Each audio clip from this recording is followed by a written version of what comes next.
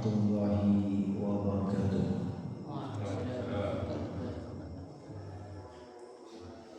Innal hamdalillah nahmaduhu wa nasta'inuhu wa nastaghfiruh wa na'udzu billahi min shururi anfusina wa min sayyiati a'malina. May yahdihillahu fala mudilla lahu wa may yudlil fala hadiya lahu. Asyhadu an la ilaha illallah wahdahu la syarika lahu wa asyhadu anna Muhammadan 'abduhu wa rasuluh. La nabiyya wa la rasula ba'dahu. Shallallahu wa sallamu alaihi wa ala sayyidil anbiya'i wal mursalin wa ala alihi wa ashabihi al-muqarrabin amma ba'd.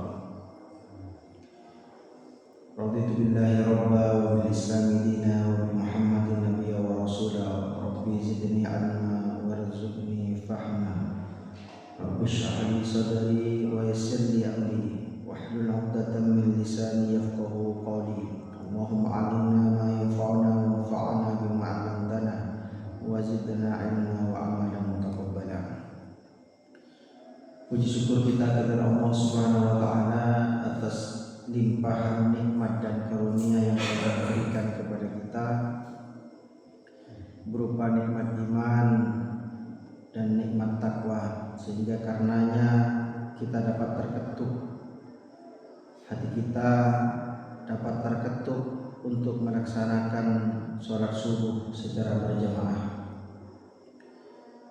Karena betapa banyak orang yang sehat, orang yang sempat, tetapi ketika hatinya tak berbekal iman, hatinya tak berbekal takwa, maka seseorang itu akan enggan dan malas untuk hadir ke masjid melaksanakan sholat subuh. Bahkan disebutkan oleh Rasulullah, sholat subuh ini merupakan sholat yang paling berat bagi orang munafik. Akan tetapi seandainya orang munafik itu tahu keutamaan sholat subuh, otomatis orang akan berjalan atau datang ke masjid. Orang itu akan hadir ke masjid walaupun dalam keadaan berangkat. Yang mana sudah kita ketahui bahwa rakaataini qabla al-fajri khairun minad dunya wa ma fiha. 2 rakaat salat sunnah, 2 rakaat sebelum subuh itu sudah lebih baik dari dunia dan seisinya. Apalagi salat subuh secara berjamaah tentu akan jauh lebih baik. Alhamdulillah, jamaah salat subuh rahimani wa rahimakumullah. Kemudian yang kedua adalah salat kita kepada Rasulullah SAW yang telah membimbing kita, mengajarkan kita banyak hal kebaikan, yang dengan kebaikan itu menjadikan kita menjadi pribadi insan yang semakin baik pula. Dengan kebaikan itu menjadikan bekal untuk dunia kita dan menjadikan bekal untuk akhirat kita. Dari situlah kita pantas untuk senantiasa bersolawat kepada beliau Rasulullah SAW. Ikhwani fillah, jamaah salat subuh rahimani wa rahimakumullah. Pada kesempatan kali ini kita akan masuk pada bab yang ke-24, yaitu bab hal yakni abahu. Apakah boleh seorang anak memanggil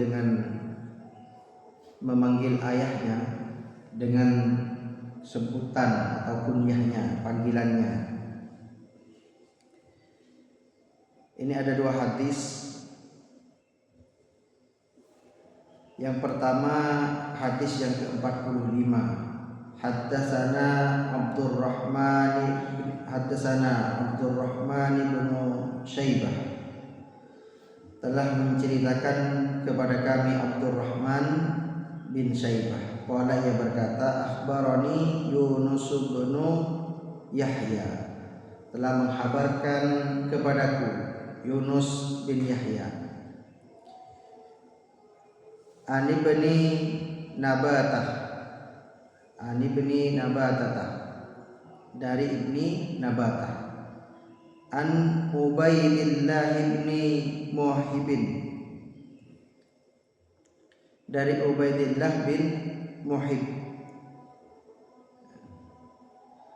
an Syahr bin Hausab dari Syahr bin Hausab qala ia berkata kharajna ma'abni Umar kami pernah keluar bersama Ibnu Umar faqala lahu Salimun kemudian Salim itu berkata kepada Ibnu Umar as-salatu ya Aba Abdurrahman as-salatu ya Aba Abdurrahman waktunya salat wahai Aba Abdurrahman.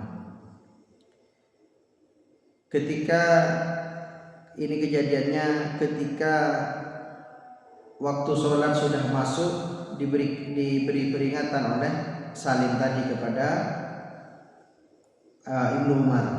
Ibnu Umar ini memiliki kunyah yaitu Abu Abdurrahman. Dipanggillah Ibnu Umar ini dengan sebutan kunyahnya, bukan ya Ibnu Umar atau namanya Abdullah, bukan menyebut namanya Abdullah atau terkenal dengan Ibnu Umar, juga disebut Abdurrahman, Abu Abdurrahman. Adapun hadis ini adalah hadis yang menurut Syekh Albani ini termasuk secara sanad hadis yang lemah di dalam kitab Al-Adabul Mufrad ini.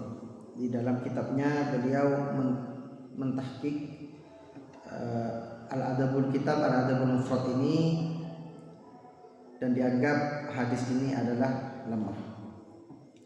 Akan tetapi ada hadis berikutnya, hadis yang sahih tentang Ibnu Umar juga, yaitu hadis yang ke-46. Qala Abu Abdillah, telah berkata Abu Abdillah, yakni Al-Bukhari, Imam Al-Bukhari. Dan sebutan kunyahnya Imam Bukhari ini yaitu Abu Abdillah. Haddatsana ashabuna, telah menceritakan kepada kami sahabat-sahabat kami. Siapa? An Waqi', dari Waqi'. An Sufyan, dari Sufyan. An Abdullah bin Dinar, dari Abdullah bin Dinar. Baru an ibni Umar qala, dari Ibnu Umar ia berkata. Lakin Abu Hafsin Umar qada. Akan tetapi Abu Hafsin Umar itu telah ridho, telah mengizinkan. Hal ini Ibnu Umar ketika menyebut nama ayahnya yaitu Umar itu dengan sebutan kunyahnya yaitu Abu Hafsin. Mungkin kalau di Arab ini sudah biasa dengan sebutan Abu, baik itu penisbatannya kepada hal yang terdekat atau penisbatannya kepada putranya.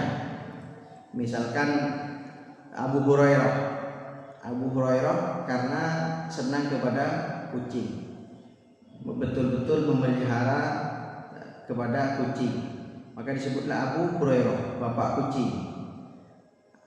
Atau misalkan seperti Abu Bakar, ada yang tahu nama asli Abu Bakar? Nah, kan kita kenalnya Abu Bakar dari awal Abu Bakar. Jadi Abu Bakar ini punya nama asli, namanya Abdullah bin Utsman bin Amir bin Amr. Bahkan nasabnya itu bersambung nanti di kakek yang ke-6, buyut yang ke-6 itu bersambung bersama nasabnya Rasulullah Abu Bakar. Jadi Abdullah bin Utsman, seperti masjid ini namanya Abu Bakar As-Siddiq, namanya Abdullah bin Utsman. Terus seperti Umar disebutnya Abu Hafsin, Umar.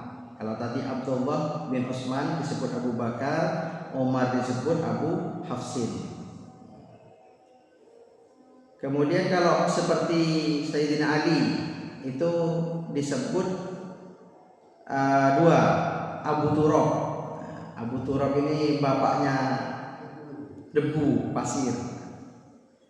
Dan ini kunyah yang disebutkan langsung oleh Rasulullah. Dan yang terkenal adalah dengan Abul Hasan, bapaknya Hasan.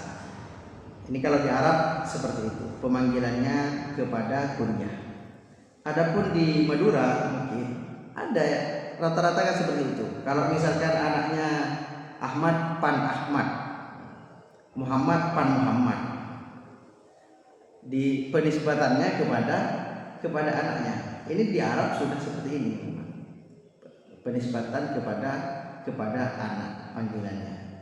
Dan anak tadi itu apabila sudah dapat izin dari orang tuanya, boleh memanggil dengan sebutan tadi, dengan sebutan kunyahnya.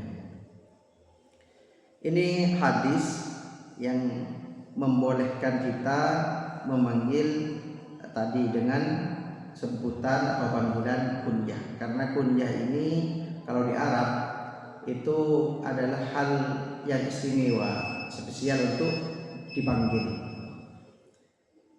Dan juga sama ketika di Madura, ketika penisbatannya kepada anaknya, ini terasa lebih enak didengar, atau orang tuanya juga senang karena disebut bapak dari anaknya tadi. Begitulah juga di Arab.